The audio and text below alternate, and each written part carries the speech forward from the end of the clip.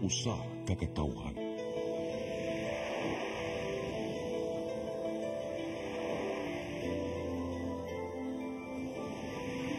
Cebu Catholic Television Network.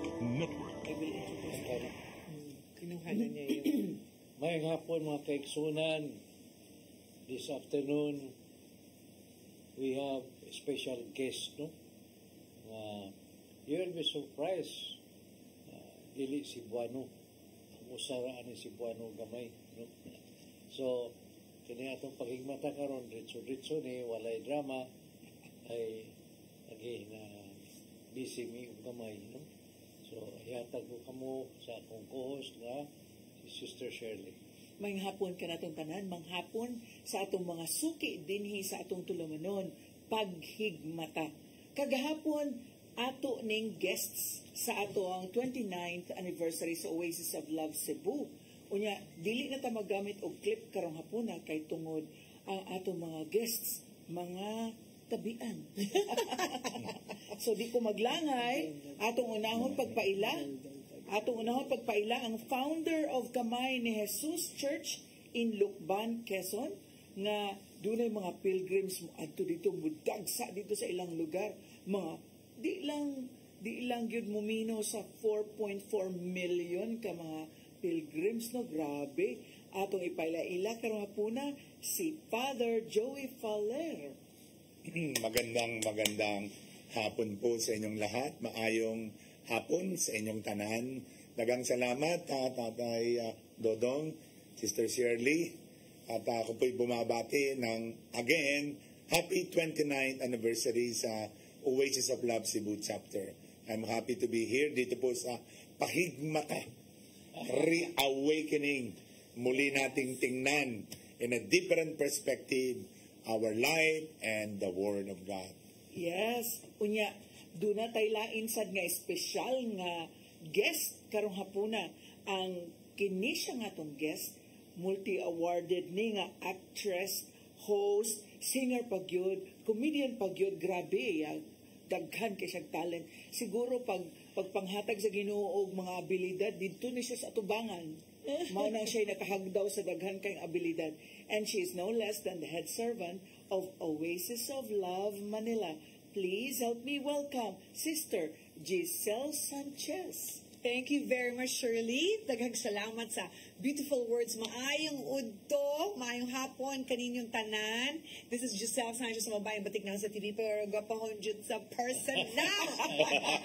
Naintindihan ko yan. Alam mo yan, Father. And on behalf of the Oasis of Love Manila, we would like to greet Oasis of Love Cebu a happy 29th anniversary. And sobrang successful po ang aming worship kahapon dito sa SMC. Said congratulations, Tatay, and to all the Oasis of Love Cebu.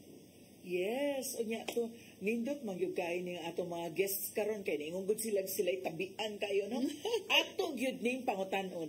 Unsa man ang nakapaghigmata nila? Unsa may nagpa-awaken nila na mahimo silang musunod yun, mahimong obedient kay maorbay tema nato gahapon, no? Abide in me. Ningon si Jesus, abide in me. Ngano man ni sila, si Father o si Giselle, unsa may nakapa-abide nila ni Jesus? So, hindi ko masyadong naintindihan yon. Pero ang ibig sabihin po, ang nagaristro sa akin paano ba tayo mananatili sa Panginoon? To abide with Him. First and foremost, we must abide in His words, na tayo ay nakaugat sa salita ng Diyos. At ano po ang salita ng Diyos? Yan ang nagbibigay ng direction, parang GPS, GPRS, mapa ng ating buhay. And then, how to abide in the Lord, once again, is to do God's will. Alam nyo, narinig ko ang istorya ni Tatay Dodong, talagang wala siyang ginawa, kundi tuparin lang yung kalooban ng Diyos. Dahil narinig ko yung istorya tungkol sa kanyang kalusugan na talaga namang pinakita sa akin yung pag-pump ng puso niya, na talagang baradong-barado. Sabi ng doktora, talagang may sakit ang pusong ito. Pero nang tingnan, ang pagtatrabaho halos normal. And as you can see, doon sa puso, meron parang mukha ng Mahal na Birhen na tinutulungang ipump yung puso ni Tatay Dodong. Kaya naman, yung kalooban ng Diyos ay naganap. Mas mahaba pang buhay at mas mahaba pang paglilingkod sa Panginoon. At how to abide in the Lord is always to be connected to Jesus through the Holy Eucharist. Kanina nga, nagmisa po kami doon sa Holy Rosary Oratory, Holy Family Oratory Chapel. Napakaganda po at napakarami rin pong umaten. At nakita po natin the lifeblood of a baptized Catholic Christian, not only charismatic, but the lifeblood of a Christian and Catholic we must be united in Jesus through the Holy Eucharist. Kaya yun po yung tatlong gusto ko lang bigyan ng pansin. We can abide with Jesus through the Word of God, by doing God's will, at pangatlo, through the Holy Eucharist. At kung doon sa tatlong yon, nakakapit tayo, siguradong there is victory, there is healing, there is salvation. Diba, Sister Giselle? Amen, amen. I must agree with that. Actually, yung question ni Sister Shirley, kasi siyempre Tagalog Tagalog to si ako naman 50% Bisaya, 50% Ilonggo, 100% servant of God. So so yung to answer your question, Sister Shirley, na ano ba ang nakapag-reawaken sa akin, di ba? Yes. Ano nga ulit yun sa Bisaya? Sa Bisaya? Paghigmata. Paghigmata. Ang lalim. Grabe. Okay. So, pasensya na po kayo. Magtatagalog na lang po. Okay. I was born and raised na in Manila. Although, bisdak lagi ko kay akong parents ay Bisaya, gyud. Tudo-tudo ay preno ang pomreno sa asawa ko, latado. Joke lang. Ano daw yun? Pero, but I was born and raised na in Manila. So dito na ako nag-college, nag-high school, nag-elementary, tanan-tanan. So what reawakened me is actually when I joined Oasis of Love Manila. Just like Tatay, I was batch 42, si Tatay was batch 10. 10 ba? I'm sorry, 10 pala 42 ka. 42 ako. Baliktad sa akin, 24. 24. Tapos si Father naman, Batch 9? Batch 9 si Sila Father. Robin Padilla yun, ha? Wow, Robin so Padilla, sharp. tsaka yung mga Bold Star, sila. Bolster talaga. Mga Japayutic Queen. Japayutic Queen. Si Japayutic Queen. Si Marites Temple. Galing Marites Japan. Samson. Yun, John Hernandez. The late John Hernandez. Yan ang mga katropa natin. So, ikaw na lang ang natanatiling sikat doon. Tsaka Hindi si Robin naman. Padilla. Robin Padilla, Si Robin senador. Padilla. Ako lang yung nag-iisang Si artista Ruben noon. Padilla, mas maraming inchik sa kanya. Maraming? Inchik. Bakit? Most slim siya. Most Maraming slim. lim. Muslim. Kaya pala yun. Ikaw isang lim ka lang, lim chua. Si Robin Padilla, Muslim. Karamihan. Inchik. Karamihan inchik. Sister Giselle, so tell us, ano nangyari nung nag-attend ka ng Oasis of Love? Actually, before, they were asking me they were inviting me like 3 times already. And then I kept on saying, nung time na yun, sobra ko talagang busy. Like, if, that was during the 90s. So, if you turn every channel, you'd see my face. Ganun ako ka-busy. Channel 2, 4, 7. Wala pang parang exclusivity sa artista eh. So, I was all over the place. And then, so I kept on telling Brother Res Cortez na, bro, pag hindi na ako busy, saka na ako join. Ang problema, palagi akong busy. So, sinabi ko lang sa kanya ganito, bro, pag hindi na ako busy, promise, sasali ako. Narinig ni God. Sabi ni God, pag hindi ka lang pala busy, ha? Pues, eto na. Boom! Nawala lahat ng TV show ko. Basically, nawala yung buong career ko. Ewan ko, just parang isang bula. So, ganun pala ang buhay, no?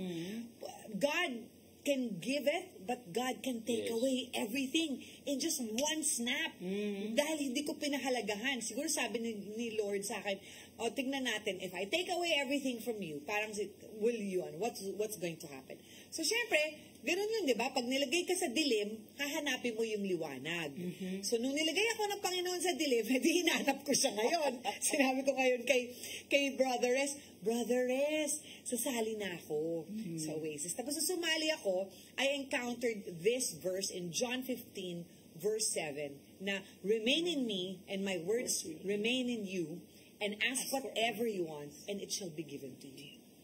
Feeling ko ngayon, Jeannie! Si God! Sabi ko, ay, gusto ko yan! Ano naman ako? Attend ng prayer meeting. Tapos, parang ganun pa rin nangyayari sa karir ko. Walang nangyayari. Yung pala, may premise yun eh. Remain in me, and my words remain in you. So dapat, I should remain with the Lord. At the same time, I follow His words. Kasi I was pumupunta nga ako ng prayer meeting, but I was living a very sinful life pa rin. So, hindi ko pa sinasurrender yung mga secret sins ko, yung mga ganon. And hindi ako nagsuserve kay God.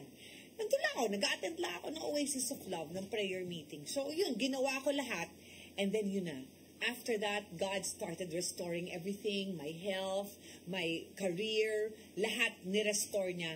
Truly, I must say that God is a God of restoration. And hindi lang yun. Binalik pa niya yung career ko and lahat ng nawala sa akin 7 times 7. Amen! Amen. Wow. Ganda And naman. did you even expect na magiging head servant ka ng Oasis of Love Manila? Never in my wildest dreams. I'm the youngest of all the elders. And yun nga, di ba? Saan ka naman nakita ng head servant na naka-bathing suit palagi, di ba? Ayun, pinagdadasal na lang ako ng 2 to palagi. Ayun. How nice is the story?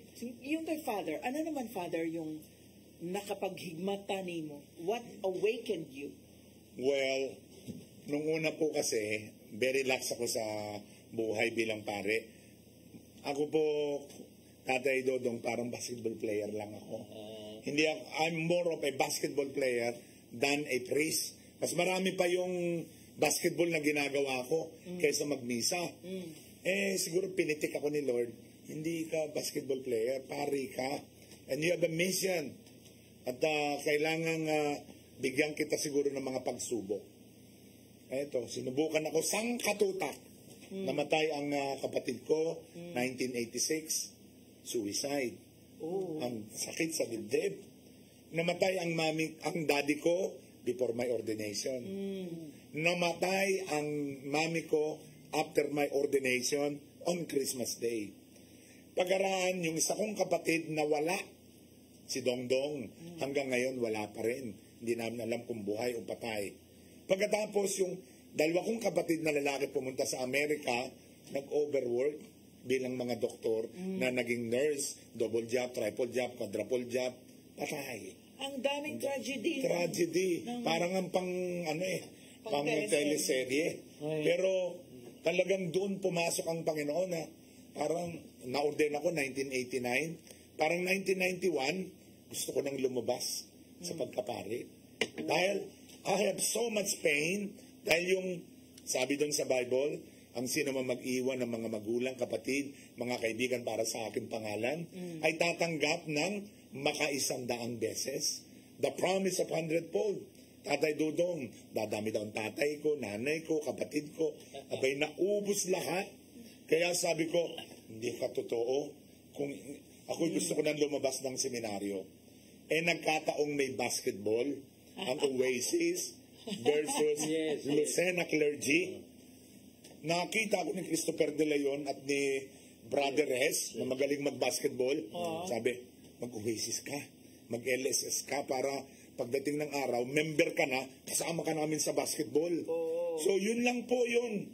Pero during that time, my life was so empty. I was ready to leave the priesthood. Pero nung dumating yung, hindi ko alam, ginamit pala yung Oasis para manatili akong pare. At magkameron ako ng gift. Dahil itong mga Oasis na ito ang ginawa kong praktisan. Dahil si Father Sonny Ramirez, Kung napansin mo noon, siya ang ating spiritual director. Sumalangit nawa ang kaluluwa. Idol ko yan. Ngayon, lagi siyang nahuhuli sa misa. Sasabihin nila, Brother Res, Father, ikaw na ho magmisa. So I have to be Sunny Ramirez. Yung kanyang misa, yung kanyang astig, yung kanyang pagpapaiyak, yung kanyang drama, yung kanyang pagpapatawa. I need to be little Sunny. Hindi ko alam, dahan-dahan na pala akong namomold. Dahan-dahan na pala akong nakukuha ng Oasis and the spirituality. At nung wasak na wasak ang buhay ko, yung talagang wala ng direksyon, na pwedeng-pwede ko nang sabihin, sige, asawa na lang ako, mamili na lang ako, madre, artista, manikurista, o mamimili na lang ako. Nung panahon yung gulong-gulong isip ko, dumating yung charismatic, Oasis. Nung pinasuko ako, isinuko kong lahat, galit, sama ng loob, yung tampo ko kay Lord na bakit namatay ang mami ko, daddy ko, ba't ako na lang ang natitira, bakit ang hirap ng mga pinagdaanan ko, yung pala, it was a way of forming me to become a charismatic priest. And later on, I will be healing people, even in my brokenness, even in my sinfulness, even in my confusion and doubt. Yung pala, ang gusto ni Lord, makaranas muna ako ng sangkatutak na problema so that I can heal and I can understand pain. And this is the paradox of the wounded healer. Doon po ako hinulma unang-una sa Oasis of Love. Diyan ako natutong magdasal ng taimtim. Yung bang napatak-patak yung luha mo. Yung bang nagdadasal kang parang kasama mo yung mga anghel, na amoy mo yung insenso, nararamdaman yung Holy Spirit na napakalapit sa iyo. The God that I did not encounter from the theology books, I encountered in the Oasis of Love. At doon ko po nasabi sa sarili ko, I still wanted to become a priest. And I will spend the rest of my life serving the people, especially the sick, especially those who are broken, because I understand their pain, because I was once broken, I was once wounded, I was lost, I was blind, I was so full of myself. Nung na-aksidente ako, the next chapter, yun na yung bagong buhay na binigay na sabi ni Lord, dito ka na sa akin. At eto, presto. Nung na-aksidente ako, naputol yung nerve, naging ganito na yung kamay ko. All my questions were answered. Nasabi ko, Lord, dito mo ba ako tinatawag sa healing ministry? Naging permanently bent down yung aking mga daliri, telling me, I am choosing you to become a healing priest. Although you are broken, although you are sinful, although you are wounded, I am choosing you to become a wounded healer. When what happened, Father, yung pagka-disgrasya? April 9, 1994 po.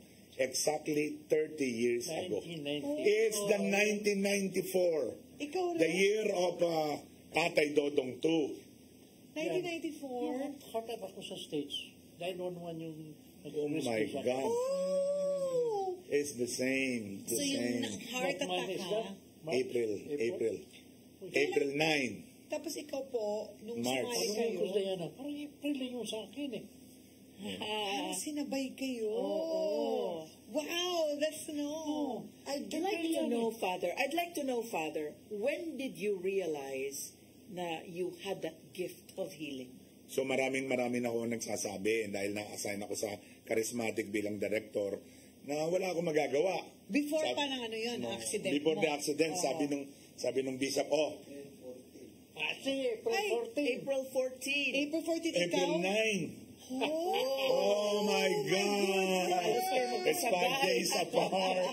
Parang sinabay talaga kayo. Parang may plano talaga ang Panginoon sa Oasis of Love. Grabe nun. Nung na-aksidenteng akong yon, ang dami-dami na nga akong tanong sa Panginoon kung talagang dito ba ako. Kasi galing ko ako sa pamilya ng doktor. Ang inihinga ko, medicine. Pag may sakit ka, doktor. Pag may sakit ka, operasyon. Pag may sakit ka, gamot. Walang praying over. Hindi ako naniniwala dyan. Theologian, philosophical, yung mga dating mga bagong graduate, Saan ka naniniwala? Naniniwala ka sa ano? The power of thinking. Naniniwala ka sa the power of medicine. Anong ginawa ni Lord? Sige, ayaw mong maniwala, bibigyan kita ng aksidente. That April 9 was the baptism of fire when I said yes to the Lord and no longer asking any doubt, the Lord, am I worthy to become your healing priest? Nung nakita ko yung kamay ko, it was really a concrete, tangible, comprehensive, palpable, palpable expression and demonstration and manifestation of God's will. Kaya nga, sabi ko, Lord, sige po, suko na ako. Kung ano ang plano niyo, let it be done according to your will. And then, that April 9, 1994, I said yes. So, 30 years, I'm wearing this kind of hand. And 30 years also. 30 years si tatay. Oo. You see? Kaya, saan kami nagtagpo? Sa Oasis of Love.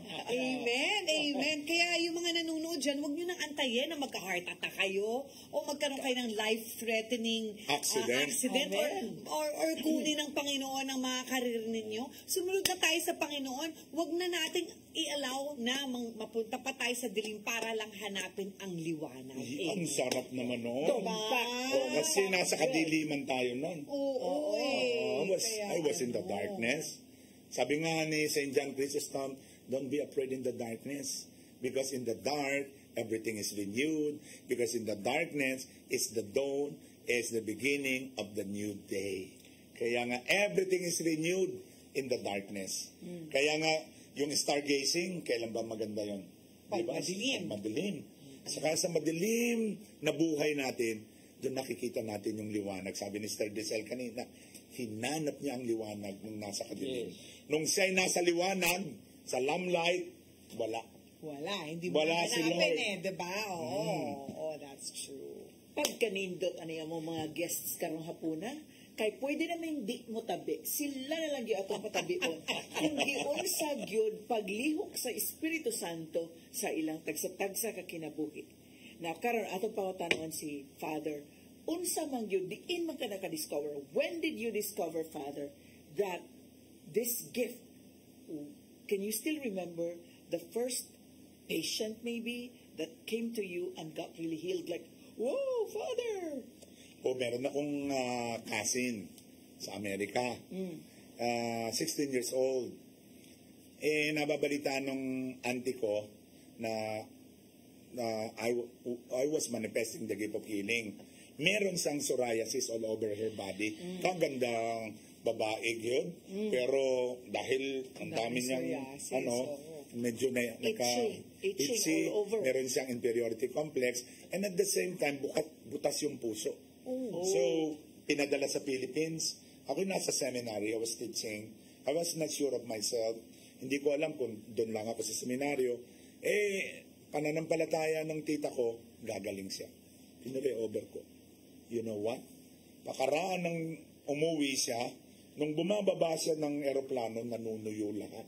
Wow. Si Caroline Ayala.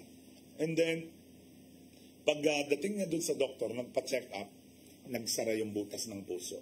Alam niyo, Amazing. That was 1994. After the accident.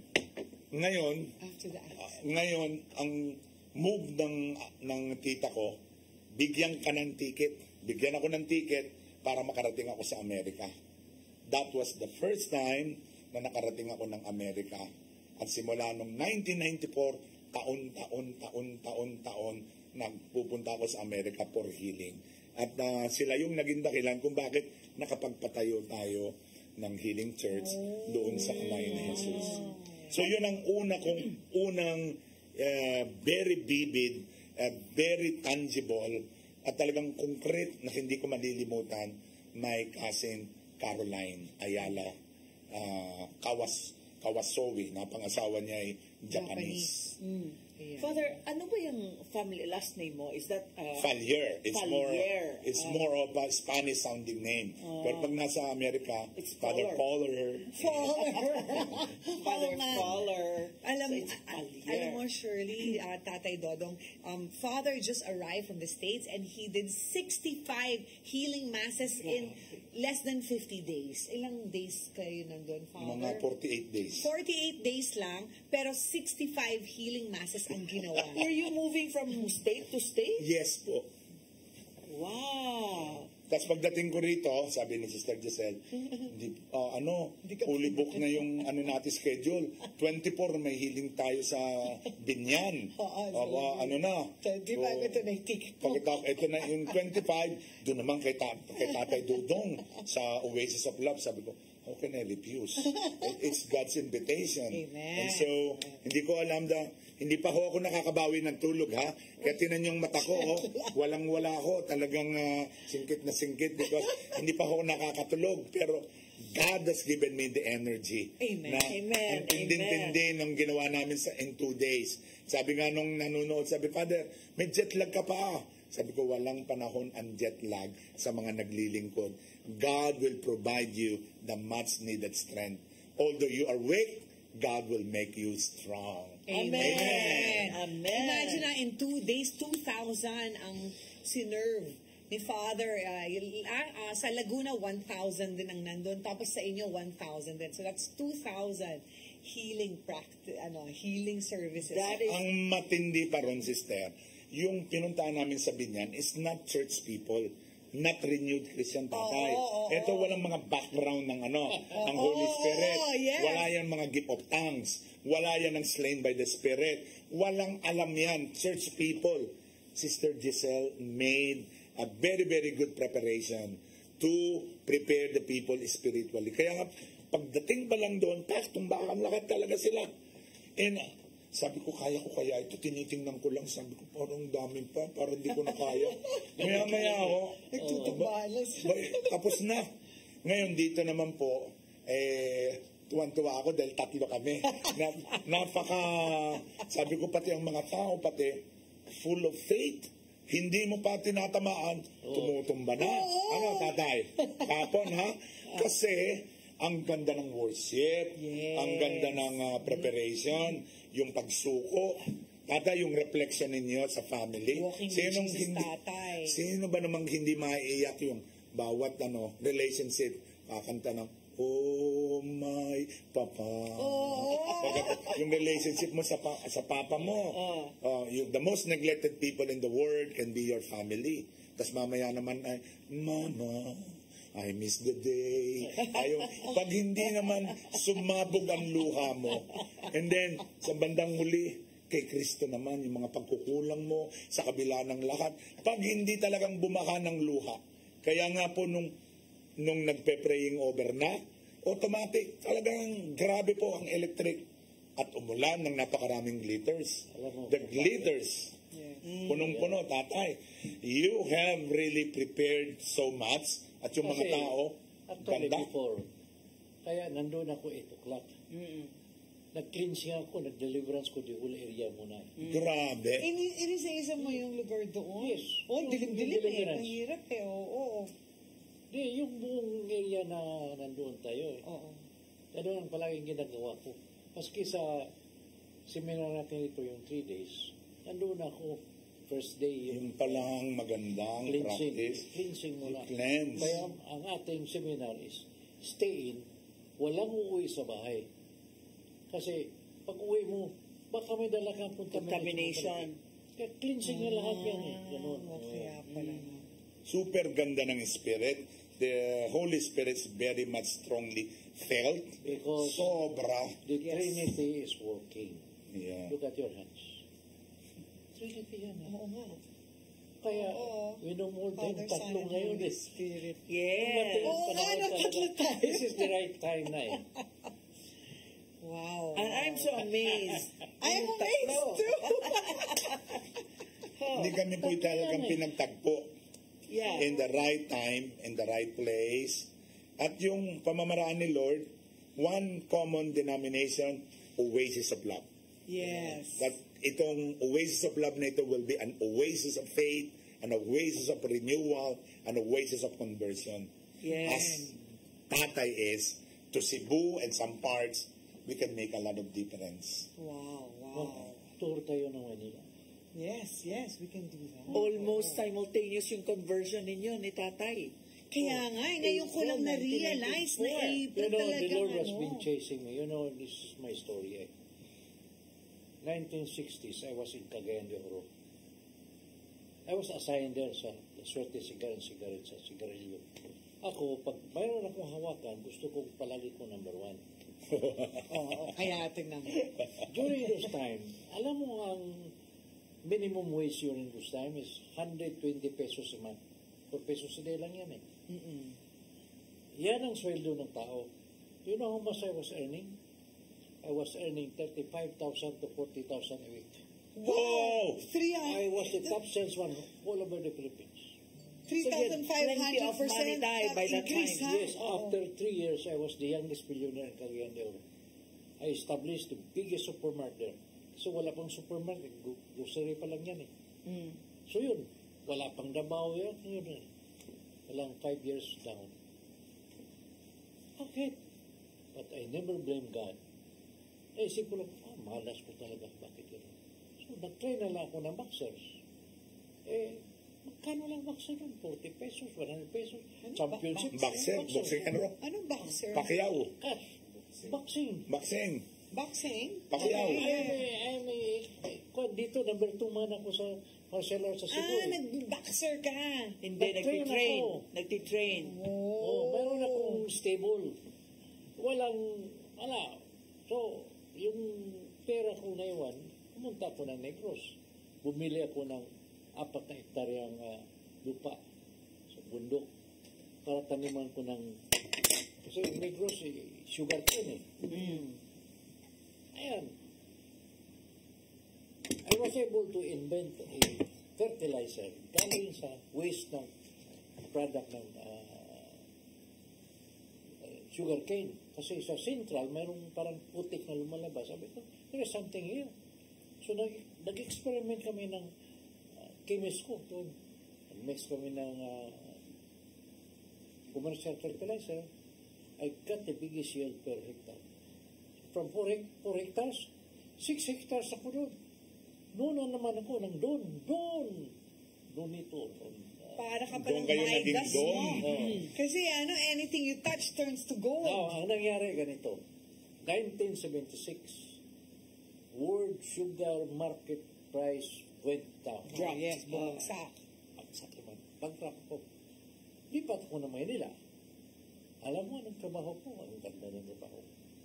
Butcher. Butcher? Yes, yung marulas bitas. Palipat-lipat ko yan eh. Kuha ko sa foremost ng baboy. Katayin ko dito. Dalhin ko sa Divisoria. Ganun. The Lord has been chasing me. Chasing. Nagkataon, si Imelda was stopped there sa stage with this crazy man. Walang martial art expert. So, bang. Binaril nila. After a week, General Mero sent an agent. May Bisaya dyan, sa butcher house. Kinuha ko. So, nandun naman ako Malacanang. Malacanang boy. I was able to train the President sa Security Commando Marcos. Sekata naman ako, gano'n. 1986, pag wala na naman ako. Gano'n ako eh. It's like a roller coaster ride. Every time, hindi mo pa rin nare-realize. Every time the Lord is feeding me.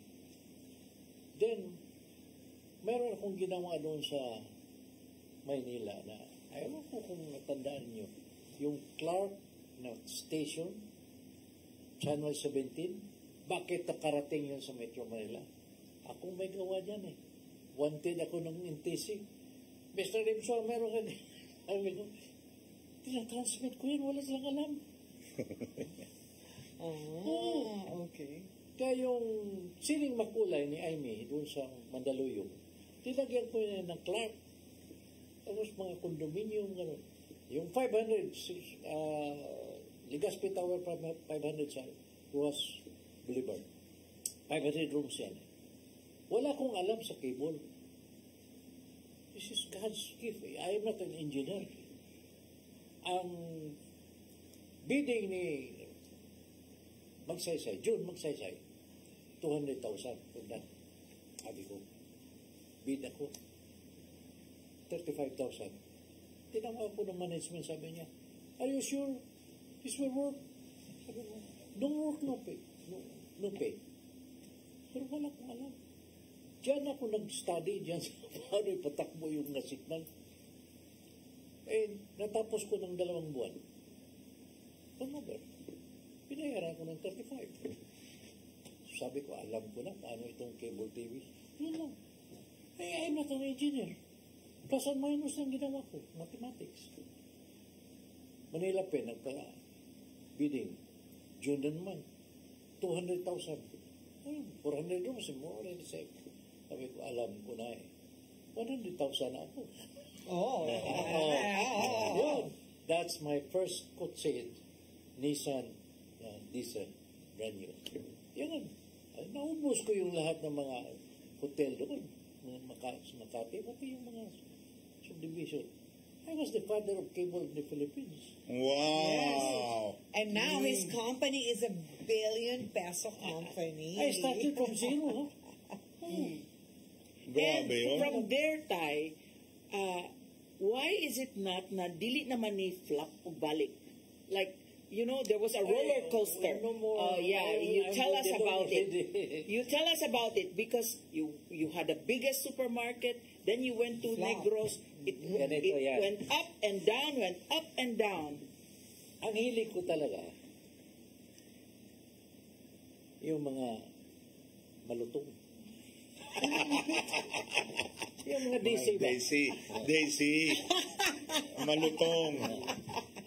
Sa Malacanang pa, kilala ko na si Maneng kasi yan, sa Malacanang nga palagi si Maneng. Si Borlasa. Borlasa. God bless his soul. Yeah. So, may bala kami. Sabi ko, Maneng, gawa kayo ng Jezebel sa Cebu. Sige, survey na kami, lahat, survey. So, sabi ko, pisa tayo, Maneng. So, anong tayo mong pisa? Wala kang underwater camera? So, pumunta ko na sa States. Actually, yung pagpunta ko sa States, may usapan na itong sa pamilya. Gusto nilang ihiwalay muna ako dito para sa mga malutong. Yes. Alam mo, iba-iba yung Monday, iba ko, Tuesday, iba, Wednesday, iba. Woo! Yes. Ganun. Big time. Hindi ko naman kasalanan maging gwapo tayo. Bakas pa naman. Alam mo, bakas May na bakas bakas. pa rin, may bakas Bakas pa na rin. lumipas. Big time. Sino mag-akala na ma-heart attack ako? I am a martial art expert eh.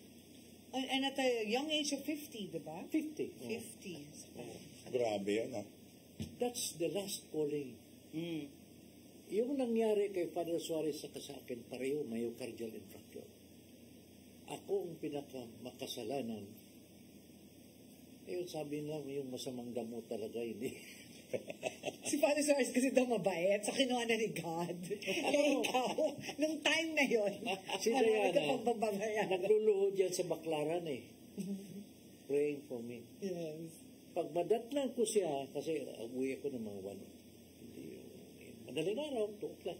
Madatnan ko yung nag-pray, alam ko nag-pray yan para sa akin. Pagalitan ko pa yan. Do you think you can change me with those prayers? No way. Sabi ko kayo. I'm spending my ang dami kong pera pag I'm spending my own money. So, pag ipashare mo yan, makarating kami sa kwarto, alam niya na nandyan ako, nagparada na yung kotse. Mga 1 oras pa ako makarating doon sa kwarto namin. Because you were really drunk. Every night, one bottle of Johnny Walker yan. Wow! Kaya pagdating ko doon sa kwarto namin, gumagapang na ako dyan. Rest, gano'n. She was been praying for 28 years before I was changed. Kaya I really would like to believe na kung hindi sa prayers ni Nanay din, walang Oasis of Love Cebu. Exactly. It's a product of prayer. Had she stopped praying that there is no more hope for me on the 27th year, kaya palagi kong pinashare siya sa perseverance prayer eh. Kung huminto siya, nag-discourage siya, ay di na wala ng pag-asa, hindi akong maging ganito eh. Sabi, ano pa isa? Pero kung buhay pa yun. Anak ng Vice Governor ng Bacolod. Sinabihan pa si Diana. 4 days sa'yo si Dodong kasi kasal kayo eh. 3 days sa akin. Pero ang nagtaka ko noon, hindi magtagal yung babae, mawala sa akin. Yun pala. There was a secret. Oh, there's secret yan. Ano yung secret, tatay? Pinabigyan niya ng maliliit na santo ninyo. Yung babae, hindi niya inaaway. Yung mga babae. Masarap yung pakpituhin niya. Ang galing. So the oasis of love exists for... Kasi Voices of Love eh, puno ng love. Hindi na give up si nanay sa imotay. Unya, kaning celebration of 29 years, and then we launched yesterday also for the 30 years of existence of the Oasis of Love Cebu. 30 years na ta, galakaw ta for 30 years na. Unya, di kita mapurma kung wala sa prayer ni nanay. Amen. Amen. Pero this is the beginning of the Three Kings. Amen. Yung mababasa ko. Naku, may bagong discernment si tatay, father. Alam mo, itong Three Kings hindi ko makalimutan. Eh di ba, noon, mga 19, 20 years ago, inumpisahan namin dito ng public school eh. Hindi ko akalain, yung public school, marunong pala ng religion. Meron pala silang catechism. Sabi ko yung sa grade 6, how many God do we have? One. Sabi ko, marunong na. Sabi ko, do you know how many person in one God? 3. Galing na. Name them. Sabay-sabay sila. Gaspar, Melchor, and Baltasar.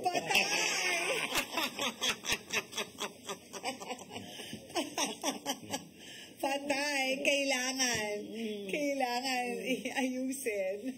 That's true. Yeah, we will start the team. Amen. Unahin ko yung Visayas sa Mindanao. Magpuan tayo. This is very exciting, di ba? Actually, the mission vision of the Oasis of Love Cebu is really bringing back souls to God. Amen. We have done that for the last 29 years. And Tatay did it also to all the public school students, high school students.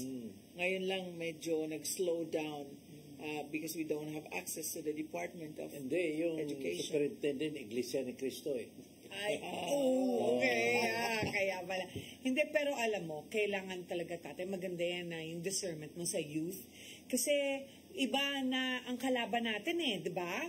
Gumalaw through social media. In fact, sarili kong anak my own son who is studying in a Catholic school, buti na lang, meron din kami sa Oasis of Love Manila, yung OYAPS, Oasis Youth and Parents Spiritual Seminar. So, nag-family recollection kami. Tapos sanabi ko sa kanya, anong take home mo dito sa family recollection na to? Tapos sabi niya sa akin, that there is really a God. Tapos sabi ko, You've been studying, you're my son, you've been studying. Sabi niya, Mom, hindi mo alam. Grabe ang TikTok. Araw-araw, ire-remind ka niya na walang Diyos. Grabe. Ganun That's true. daw. And then all the young kids right now are into social media. Yes. Grabe. How many millennials? Sabi sa akin ng my own daughter who's studying in Ateneo, sabi niya, 50% of her classmates do not believe in God. Ooh. Grabe yun. Kaya, alam mo, we really have to work double time because the enemy is working double time. That's true. Dito din in our public schools, in fact, one of the science high schools dito that we held recollection, may mag-dare talaga, I'm an atheist. And it's because of ignorance. Di ba, Father? Yeah, kailangan talagang education. Going back to the basic. Amen. At saka, kailangang merong magpaalaala. Kasi maraming mga tao, kontento na nagbawa ng sariling mundo. Yes. Yan, ang mundo nila, yung internet. Mundo nila, TikTok. Wala na ang pinakang authority nila, peer group. Hindi na yung parents. Yes, oo. Nakita niyo yung epekto ng peer group sa mga kabataan ngayon? Na mas pinakikinggan nila yung mga kasamahan nila kaysa sa magulang. That's so true. Kaya ang laganap, ang depression, anxiety, suicide, negative thoughts, negative emotions because of these things. Grabe. Super duper grabe ang kinibitawong social media nato karon. Father, unsa imo ay katambag sa mga ginikanan nga daghan kayo mga anak nga Bisaya na. Please translate. I'll translate in Malapit English. ko na po maintindihan. What do you advise parents who are watching right now, especially with kids that are into social media? Well, kailangan po ninyong gabayan ng inyong mga anak. Maaaring sabihin ninyo, wow, ang sipag ng anak ko, laging nasa internet. Pero think about, saan sila pumupunta? Ano yung mga apps nila? Ano yung mga pinupuntahan nilang mga sites? Baka more on violence, more on sex, more on scientism, at walang Diyos. Kasi usually, ang nakikita nila doon ay yung the power of the mind, the power of thinking, a power of nature, pero nakakaligtaan yung the power of God. Amen. Siguro yung guidance, kailangan tutok. Ano ba sa Bisaya ang tutok? Tutok din. Tutok. din, oo. Focus. Yes. Focus on your guidance sa inyong mga anak and try to be selective. Tulungan ninyo yung mga bata na pumunta dun sa mga Catholic channels, Catholic sites. Yes. Manood kayo nito. Paghimata ba? Paghigmata. Paghigmata. Yes. Marami tayong pwedeng mapuntahan. Radyo Veritas dyan sa Maynila. Oo. Meron din tayo yung Oasis of Love Manila. Meron tayong every weekend may Facebook show po ako na isang linggong pag-ibig. Every 8 p.m. yan. Tapos every Wednesday naman si Brother Vic Pestaño naman. So, basta check out all the videos of Oasis of Love Manila din. Yeah, sa Facebook. And then we have so many sites right now na ang daming fake news. Yes, and fake guidance. So mag-iingat din po kayo, 'di ba? Kasi sabi nga nila ngayon, there are a lot of wolves in sheep's clothing. And Mama Mary was the one that even warned that. Isa yun sa mga warnings ng Fatima and ng Lourdes na be careful of the blind leading the blind. So that's the gospel for today. Na yung scribes and Pharisees. Yes. Ang galing na homily mo, Diba? Father, no? Angat sila sa iba. Ang tingin nila sa kanila, sila the pure ones. Oo. Sila yung more on the legalistic, sabihin natin externalistic, formalistic, rigoristic spirituality. Nakakaligtaan nila yung something basic. Love, mercy, forgiveness, Amen. justice. Yun ang nakakaligtaan. And their spirituality is more on lip service. Kaya maaring we can blame all these scribes and Pharisees, but sometimes there is Pharisee in us. Yes. When there is discrepancy between what we say and what we do. Yun po ang hamon sa ating mga Kristiyano. Kami rin po mga pare. Madali lang mag-sermon, madali lang magpatawa, madali magpaiyak. But the greatest mission and challenge for us is to translate our homily into concrete life.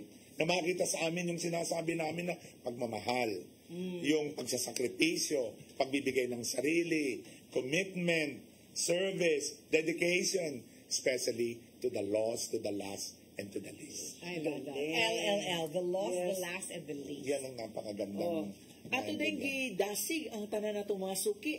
Karon nga nagtan-aw. Padana mo og text was Brother Alan diri karon pero madawat gyapon namo ang inyong text, madawat namo ang inyong mga mensahe, ipadalang kay aron ug dunay mo'y pangutana matubag ni Sister Giselle or matubag ni Father Joey. So send na. Ato dahil greetings sa ato sa mga OFWs Hong Kong, sa atong mga kaigsuunan din ha sa Yes, they are Davao. viewing now. Napapanood Pati tayo Hong sa Kong? Hong Kong? Yes. Talaga ho? Wow. O international pala to. Oo nga. O sa atong Pwede- mga suki nga nitambong gahapon sa atong 29th anniversary, mga brothers and sisters nato gikan sa Surigao, ang mga igsuon nato gikan sa Maasin. Yes, Maasin. yeah. Yung Maasin group natin, Father, mga drug addict yan eh. Oo? No rehab. After the seminar, andyan. So, every Cold turkey seminar, lahat. meron sila pinapadala. Mga 100 plus na sila. Every week, they have They're their own growing, prayer they're meeting. expanding. Grabe. Great. That's a great word. Yes. Apostolate. Yes. Setting people into freedom from bondage. Bondage yan Amen. eh. Yeah. Pero, sabi nga ninyo, parang kukunin ninyo mula dun sa sinapupunan ng ina, from the womb of the mother, na babaguhin yung sitwasyon, pero sasamahan naman natin. Yun ang pinakamaganda, yung you change the situation by changing their mind patterns. Babalikan yung dating karanasan, pero now with a changed perspective, mas maganda yung plano ninyo, tatay, na gano'n. Basta, one of these days, sama-sama tayo dyan. Gawin natin lahat na we will renew the drug addicts. Amen. What Parang is nag-meeting important tayo. is their soul. Yes. Pag pinatay mo yung drug addict, impyerno yan. Oh. Walang remorse pa eh. You have to save that soul. Eh yung nakapatay, impyerno din. Tawang-tawa yung si Satanas yan. Ang daming members na doon. Punong-puno sila. Star-studded. Hindi pala star. Our head servant Demon star. in Maasin, Father, is gives us a very powerful testimony during WJS kasi pagkatapos ng kanyang sharing ay dala-dala niya ang daming mga drug addicts no, na na-renew ang mga buhay nila. Galing. Wow. Yun ang pinakamaganda. Yes. So it's a very powerful testimony. And then we also have another testimony of converted pastors. Ang galing din. Ayun. No? Ayun yung istorya ni tatay. Yun Ano? yung kanyang 12 disciples. Kasi 12 yun eh. 12 yung pastors, tapos isang Mary Magdalene. Ako po yun. Tapos naalala ko one time, hindi ko alam kung saan sa Calvario, baka basta ganun. Tapos kasama yung 12 pastors, tapos maghihilot na si Father. Tapos biglang, tinignan niya yung kanyang 12 pastors, tapos tinignan niya ako. Nung time na yun, hindi pa ako naghihiling. Tapos sabi niya, Sister Giselle, samahan mo ako dito. Tapos sabi ko, sa 12 na pastor, sorry pero si Mary Magdalene yung kinuha. Namatay na yung isa. Oo. Yun so yung sad. komedyante namatay na. Well, anyway, ang atong paghigmata karon na himong lively buhi kayo tungod sa atong duha ka special guests, no? Unya si Sister Giselle di gyud mawa ang iyang komedya, makakatawa gitag maayo no sa iyang pagka Mary Magdalene. Anyway, kanang Father, Pero ang hindi nila alam, yung family name, apelyido ni Mary. Mama Mary? Mama Mary. Hindi nyo alam yung family name niya. Ano pa ang apelido ni Mama Hindi Mary? nyo alam, no? Hindi. Ay, wala kayong research eh. Anong apelido? Merry Christmas. Patay joke!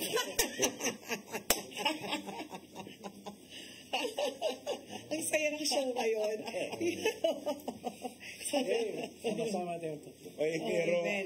Naday, bakit nung Last Supper, wala po si Mary dun sa Last Supper? Oo nga, bakit nga ba wala? Alam mo kung bakit? Bakit? Taday, sabihin Siya niya. cameraman niya. Si Mama Mary yung camera. Pero, pakita ko mamaya, bago kayo alis, sandali lang doon sa taas yung mga painting. Puro original yan eh. Painting? Doon. Dun sa chapel, oo. Kaya, Nandyan si Mary. Kasi nandun yung relics mo, baka makalimutan mo pa. Kaya talaga bumalik tayo doon. Kasi grabe nandun yung ni relics Joker mo. itong dalawa. Grabe joke. Meron na ako isa. Anong tawag niya sa malungkot na pari? Ano? Depressed. Depressed. Depressed. Alam niyo kung sino ang pinakamalungkot sa mundo nung una? Sino? Jesus. Si Jesus ang pinakamalungkot? Bakit? Jesus Christ. Ah! Pero sino naman ang pinakamasaya? Sino? Jesus. Jesus? Bakit? Because Jesus is Messiah. Ah! Sino naman ang pinakamayaman?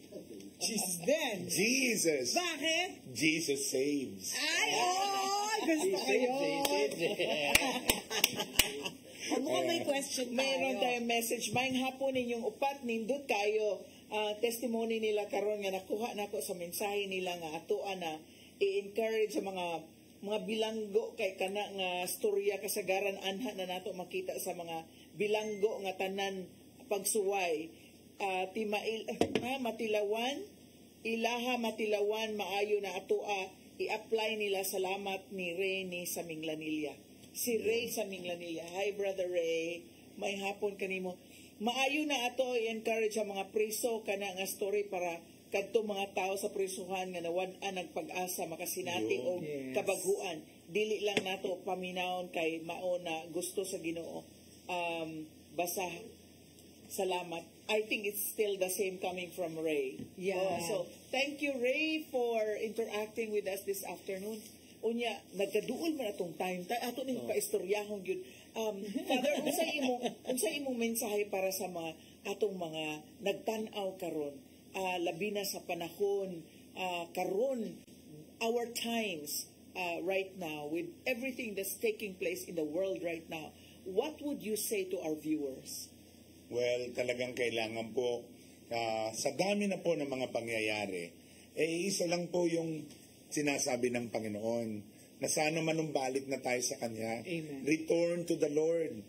And whatever you're doing that is not in accordance with the beautiful plan of God, stop it. And let's focus on Jesus. Put God at the center of your heart. Put Jesus at the center of your family and you will never be lost. Sapagkat akala natin ang tunay na kaligayahan paramihan ng pera. Hindi po. Ang tunay na kaligayahan, pasayahan. If you have Jesus in your heart, if you have Jesus in your family, you have everything. Kaya nga, magkameron tayo ng malalim na kaugnayan sa Kanya, sapagkat siya ang tunay, the pearl of great price, ang tunay na kayamanan ng ating puso. Kaya bawat pamilya, sana po magkaisa-isa po tayo na manalangin sa Ginoo. Ano man ang mga pinagdaraanan natin, malalampasan po natin kung tayo nakakapit sa Ginoo. Amen? Amen. And let's ask Sister Giselle naman. What message do you have for our viewers? Not only Cebuanos, but all over the world. Kasi nakikita tayo sa Facebook. Yes, that's thank you very much. Bilang isang nanay, I call on all parents because kayo po ang magiging anchors ng inyong mga anak. Right now, the enemy is there to deceive and destroy, and the ultimate craft na gagamitin niya, the ultimate instrument na gagamitin niya is lies. So we need to be where the truth is. And where is the truth? Jesus. Jesus is the truth. Jesus is the way. Jesus is the life. If you have not yet joined Walking with Jesus ng Oasis of Love in Cebu, please do join. If you're in Metro Manila, we have Oasis of Love in Manila. We have the Oasis Youth and Parents Seminar this coming October 27.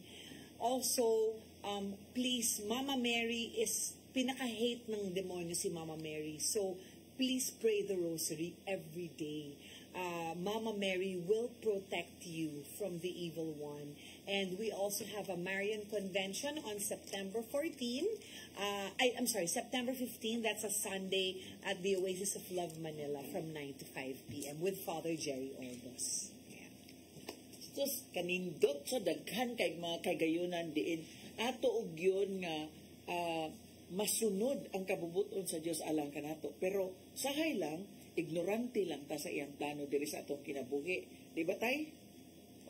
Mo na nga doon na tayo WJS po nga paghimuon sa Oktubre, hinahinay na mo og register kay dali kaayo siya Ato nga kuno mapuno. ng binisay uno ng Walking with Jesus. Bitaw, lakaw, Lakaw. Panaw uban. journey na tayo. Panaw. Yes. Journey with Jesus. So, panaw. Okay. Panaw is journey with Journey. Jesus. Okay. So, nindot kayo, amo mong gidapit sa umaabot nga WJS pod sa Oktubre pa ni, pero sunod buwan, nangandam na, dugay na tayong nangandam. Nya, register na mo kay dali kay mahurot ang slots.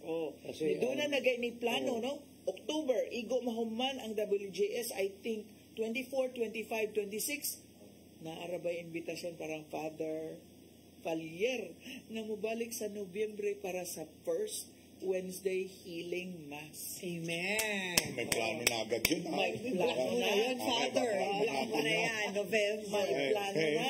Oh. So, Now, in pag-closing natin, palagi tayong may iwanan sa kanila na healing prayer. Today, we are very privileged.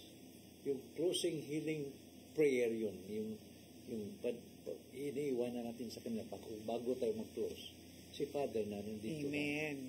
Okay. So, mga kapatid, mga kaigsunon, sama-sama po tayo manalangin. I invite you to place your hands on top of your body which are in pain. Masakit po ang inyong puso, yung kasing-kasing, hawakan po natin. Kung masakit po at may problema sa inyong mga mata, hawakan po natin ang ating mga mata. Kung masakit po ang ating tuhod, tiyan, at bahagi ng ating lawas, anuman po ang ating mga bahagi ng katawan na may karamdaman. So close your eyes.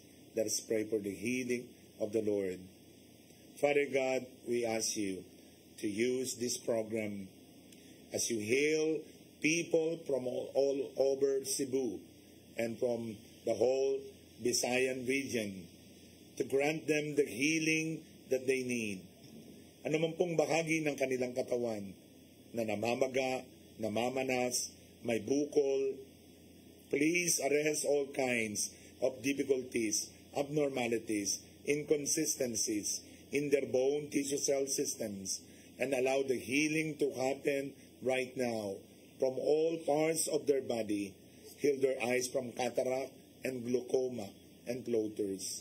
Heal their ears from sudden loss of hearing and ringing ears. Heal their throat from laryngitis, pharyngitis, tonsillitis.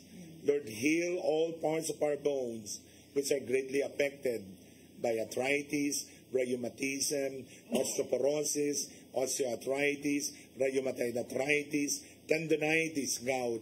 Pagalingin po ninyo ang aming tuhod, balakang, likod, balikat, sasapnan, spinal column, spinal cord, lower back, upper back, cervical parts of the body. Yes. Lord, heal us from hypertension, high uric acid, high cholesterol count, high sugar count, high creatinine count, epilepsy, Parkinson's disease, asthma, emphysema, pneumonia, tuberculosis. Lord, I ask you to please heal our internal organs. Heal our heart as you have healed the heart of Tatay Dodong. Please heal the heart of so many people, the wounded heart, the jealous heart, the broken-hearted people, people who are really sick from the heart. Heal their liver, kidneys, pancreas, lungs, spleen, ovary, uterus, cervix, prostate, small and large intestine, the whole colon, the whole stomach, the whole reproductive system, digestive system, respiratory system, immune system, all the systems in their body. Allow them to experience that you are here, that you are a loving, living, forgiving, and healing God. And heal us, Lord, from all grave sickness that we have, like cancer. Free us from cancer of the blood, of the brain, of the breast, of the ovary, of the uterus, of the cervix, of the colon, of the eyes, of the nose, of the throat, of the skin, of all parts of the body. Sa mga oras pong ito, kayo po na merong abnormal growth, meron po kayong bukol sa inyong katawan, bukol sa dibdib, bukol sa noo, bukol sa kamay, bukol sa internal organs, hawakan po ninyo.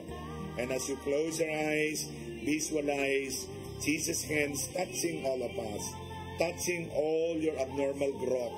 And you will be surprised. Ang mga bukol na ito'y liliit, ang mga bukol na ito'y lalabot, ang mga bukol na ito ay tuluyan ng mawawala sa inyong katawan.